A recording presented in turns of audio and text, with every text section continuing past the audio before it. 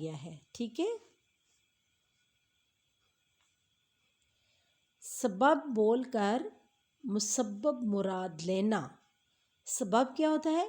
وجہ، اور مسبب کیا ہوتا ہے؟ نتیجہ۔ تو اس میں کیا ہوگا؟ پہلے وجہ بتائی جائے گی اور پھر مراد اس سے کیا لیا جائے گا؟ نتیجہ۔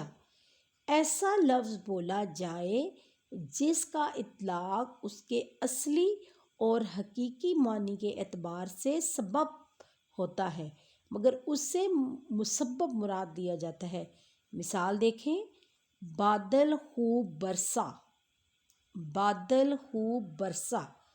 اب حقیقت میں تو پانی برستا ہے، ٹھیک ہے، بادل تو سبب ہے، تو سبب بول کر مطلب نتیجہ بتایا گیا ہے، ٹھیک ہے، لیکن سبب بول کر بادل سبب ہے، بادل خوب برسا سبب کو لے کر نتیجہ بتایا گیا ہے، ٹھیک ہے۔ جیسے ایک اور مثال دیکھتے ہیں، گرمیوں میں اس مکان میں سورج آ جاتا ہے۔ اب کیا ہوتا ہے؟ دھوپ آ جاتی ہے، ٹھیک ہے، تو سورج کیا ہے؟ سبب ہے، اور دھوپ کیا ہے؟ اس کا نتیجہ۔ مسبب بول کر سبب مراد لینا۔ جو پہلی مثال تھی اس میں کیا ہوا تھا؟ وجہ بول کر نتیجہ مراد لیا گیا تھا، اب نتیجہ بول کر سبب مراد دیا جائے گا۔ مثال کے طور پر ماضی بول کر حال مراد لینا، ٹھیک ہے، کسی کا نام زمانہ سابق کی رعایت سے لینا۔ مثال کے طور پر اب اس کی مثال آپ دیکھیں، اب اس مثال میں کیا ہوگا؟ پہلے نتیجہ بتایا جائے گا، پھر اس کی وجہ مراد لی جائے گی، ٹھیک ہے۔ کسی ریٹائرڈ فوجی کو فوجی صاحب کہنا، کسی ریٹائرڈ فوجی کو فوجی صاحب کہنا۔ اب وہ ماضی میں فوجی تھا لیکن ہم اسے ابھی بھی حال میں بھی فوجی کہہ رہے ہیں۔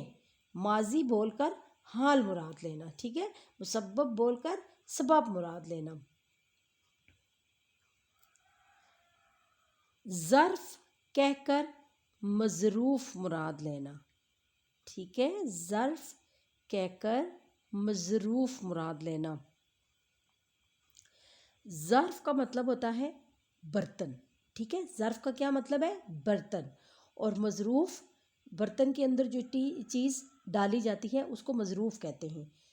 ایسا لفظ بولا جائے جس کا اطلاق اپنے اصلی اور حقیقی معنی کے اعتبار سے ظرف پر ہوتا ہے مگر اس سے ظرف کے بجائے مظروف جو برتن کے اندر چیز پڑی ہوئی ہے اس سے مراد لی جائے۔